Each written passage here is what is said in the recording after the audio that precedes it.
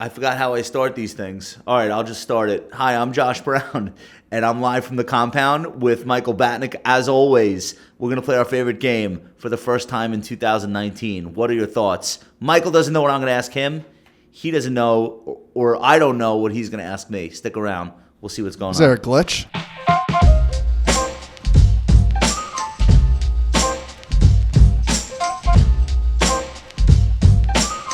All right, Michael, you're going first. All What right, you got? Birdbox. We're gonna start with Birdbox. That's what we're going, like right off the bat. Did you see it? Yeah. What did you think? Right? Yeah, no payoff really. And they don't show the monster. Like, I thought it was okay. It wasn't terrible, but I gave it a 6.4. She's like 58 years old playing somebody that gets She pregnant. is? Wow, she looks amazing. She's gorgeous. I'm not commenting on like her as a person. I'm saying they cast her and they had her play like I'm going to fact check. There's no way she's 58. whatever. That'd be a 50, miracle. I don't know.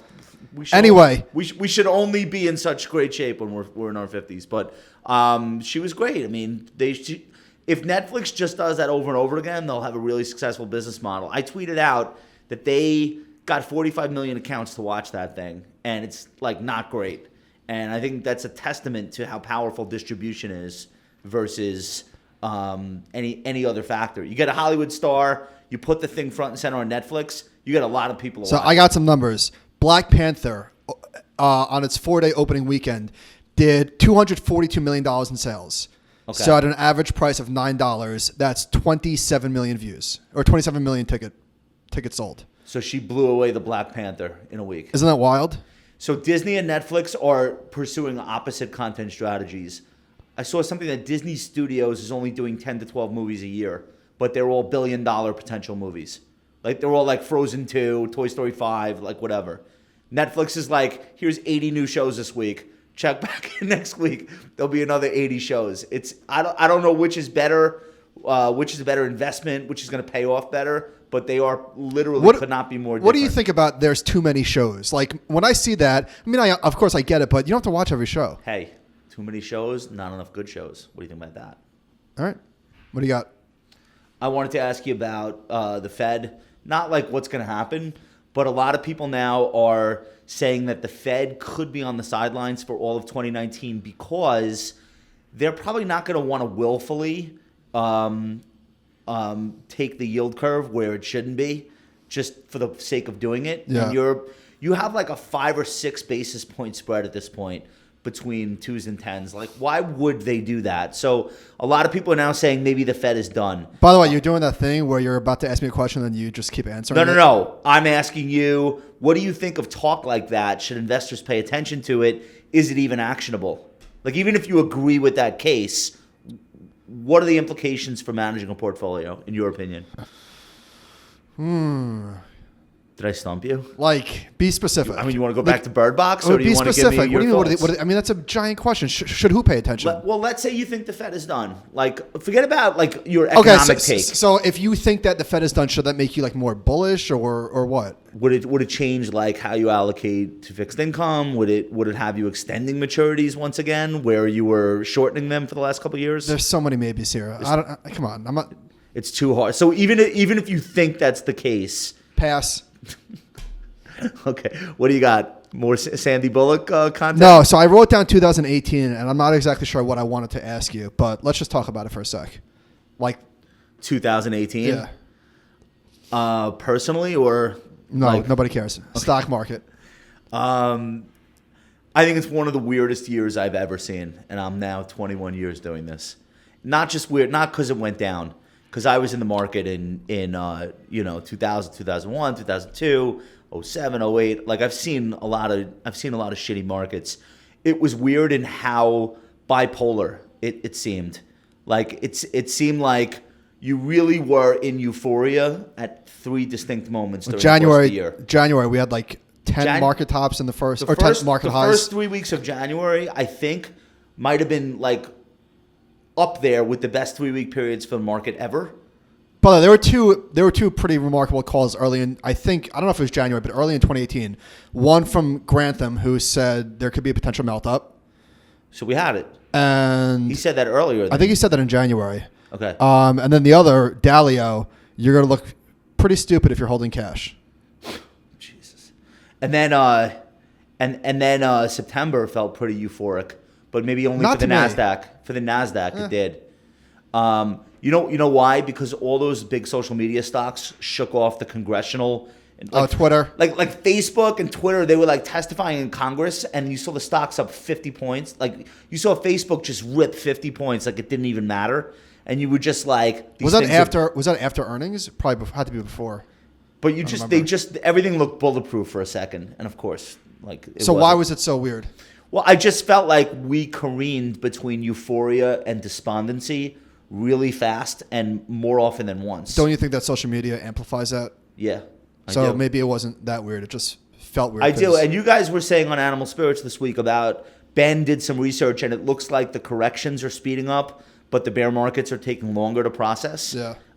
Maybe there's something to that. Like we had 10% plus drawdowns from all-time highs last year, which you had pointed out. I think you said never happened. No, 1990. So it happened once in like 50 years. Yeah. So it's a very weird year. Yeah. That's all I got on that. All right. I wanted to ask you about the Super Bowl. What's your wish list like for who you want to see play in it? I'm saying Chiefs. I just thought they were the most entertaining offense this year. I hope New Orleans. I like New Orleans. I mean, I would like obviously to see I the hate Chiefs, New Orleans. I was going to say or Chiefs, I hate Bears. the Eagles. I hate the Cowboys. I'm not a big Seahawks fan. I would like to see Drew Brees get in again. I feel like he deserves another. I would like to see Drew Brees play in the Super Bowl, and I think it would be fun to watch him And then from the against AFC Mahomes. No. No. I mean, yes, but Mahomes, it's his second year. He has a lot of time. I would love to see Phil Rivers get in. Or Philip, I'm sorry. By the way, he is adamant. a wild card. That's a wild card game, right? His name is Philip. I would like to see Philip Rivers get in. Who are the Chargers playing in the wild card? The Ravens. That's going to be a good game. That's going to be an interesting game. I would love to see him get there. Obviously, Patriots, no. Phil Rivers is there's no kids walking around wearing his jersey, No. but the guy plays. I like Andrew Luck a lot. He seems nice comeback this year. His team I don't think they're very good, but anyway, all right. So Colts Saints, you wouldn't be mad. Chargers Saints. Chargers, okay. I definitely don't want to see the Patriots, and I definitely don't want to see the Eagles or the Cowboys, and I don't think that's going to happen. I'm done with watching the Patriots, Not and worried I about never that. want to see the Eagles. All or right. Cowboys. So I think we heard yesterday. There's been a lot of dumb narratives attached to the sell-off. Mine included. I think probably the glitch takes the cake. Oh, he said Yesterday, the president said that there was a glitch. So I think somebody told him that. I think he was screaming at someone, and they were like, "Mr. President, it's just a glitch," and he just repeated it. Like I don't feel like he had that original thought in his head. No, it's a glitch. Like I feel like somebody wanted to get out of his office, and they implanted that. It's one of the dumbest fucking things I've ever heard in my life. What if he meant metaphorically? If Obama said that, or if Clinton said, it doesn't matter what president said that. Anyone reasonable that hears a president make that. Now we always carry on about how you should not let politics affect your investment opinion, and I believe that. But then I also think that there are certain presidents who have more of an impact on the market than others, and it's not that there aren't other variables, but we can't deny that Trump's deregulation push and tax reform juiced the market tremendously. It got people really excited about business and stocks. It made all the old rich white guys that own businesses, small business confidence was so I do think that you have to say that. So then you also have to say, hey, what this guy is doing with China is really not helping. This guy screaming at the Fed is not helping. So as much as you want to divorce politics and investing, you have to acknowledge that there is an impact. You just don't have to be... You don't have to act on it. You don't have to act on it. You don't have to be so sure on how much of an impact each thing is having. So I that would be my comment, I guess. But the glitch thing's super dumb. I wanted to ask you about Apple. So obviously Apple blew up overnight. It's their first earnings warning in the format that they've delivered it. Ever? No, they did it in the early 2000s. That doesn't count. In the iPhone era, they Right. have never come out on the first day of the year or the first day of a quarter and said that they're going to miss to this. It's just never happened. So they were expecting, 20%, and now they said 9%? That's a lot. That's a lot. Yeah, and now I don't even want to get into all the reasons they cited, like China and the product cycle. But what I wanted to ask you was, is Apple so big that we do have to look at it like it's an economic story also? No. Okay. Tell me why. No, with the caveat that I do think that it's not just an Apple story. However, in 2013, when the market was hitting new all-time highs, Apple fell 43%. So it's not the economy. Right, but the company was like half the size. It's still the biggest stock in the world. It wasn't $1 trillion. It wasn't doing $90 billion in revenue a quarter. It was doing like $30 billion. But it was still the biggest stock in the world, and the S&P 500 made new all-time highs with this thing getting cut in half. So I guess I'm not really asking, can the stock market go up without it? Because you're right, that has happened and will happen. I guess I'm just thinking, like, can a company the size and breadth and importance of Apple deliver a warning like this, and can everyone else just ignore it? Okay, no. Okay. All right, now the real question is, should you buy Apple now? $145 a share.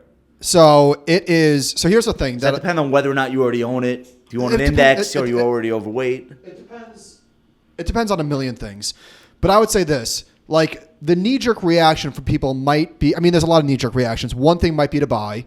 Oh, my God, the selling is overdone. It's got a shareholder yield of 8%, a dividend yield of 2%, a trailing PE of 12 without the cash, et cetera, et cetera. And I think people get this part wrong, where they say that the stock was down 37%, so it's priced in, right? Like it was already down that much before the pre-announcement. Right. But I think the real takeaway is that sometimes stocks get the news right. It doesn't mean that the bottom is in or that this was priced in. It's just that maybe the market sniffed this out. But you could also say that, I mean, that's not always true. Obviously, there's like in 2013, the stock was down 45%, peak to trough, and it made new all-time highs just a few years later. So I don't know what's going to happen with Apple going forward. Obviously, nobody does. But I think that the knee-jerk reaction to say that because it was down 37%, that this is already priced in and that we're near the bottom, I don't know that I'd be so quick to say that. I think two things have to happen here, though. The first is that the multiple has to contract, and you're saying that it already has to some degree, and I agree. But then the second is that earnings estimates have to be cut. Correct. So like that's like a leverage on top of negativity. It's not just that. It's not just that. Hey, this shouldn't be 14 times earnings; it should be 12, and we're gonna re-rate it. So right now, forward estimates come down. So right now, it's just trading at 12 times trailing 12 months earnings. But what if next year earnings fall and now it's at 17 times? Doesn't look so cheap anymore. Right. So it's too tough to say on the first day it's reacting. What do you think happens first? It hits 100 or 200? I think it's gonna be down 50% from its high. Okay, so its high was 210, 209. Its high was 233. 233. So 100 price at 100 is going to be like a 55% drawdown. Right. I don't think that's going to happen. So my other take on Apple is that you probably already have so much exposure to it, no matter who you are. If you have a 401k, 100% you've got a ton of Apple exposure. Like it's in the Dow, it's in the S&P, it's in the tech sector index. You own this thing. It's just a degree of do you want more of it or not. Like, no matter what, you pretty much are exposed to Apple. Now, if I had to either be short or long. That's for everyone. If I had to be short or long for the next 2 months, or next 12 months, I'm sorry, I think that's easy. I would rather be long. You'd rather, if you had to be short it, you can't be neutral. Right. Yeah, I'm with you. Yeah. All right, that's all we got. Listen. Hold on. That's not all we got. I have one more. You have one more? I have one more. All right, go. 1987. What? No, not the Showtime show. Oh, I don't watch it yet. I mean, it's not on Nobody yet. watched it yet. Are you excited? You talking about Don Cheadle? Are you excited? Oh, yeah, I love Don Cheadle. But maybe let's wait for that to be on before we talk about it. Just saying. Now we're done. If you have any comments on any of our topics, let us know in the comments section below. We love your feedback. Go ahead and smash that like button if you enjoyed today's program. Subscribe if you have not yet subscribed, and we will talk to you soon.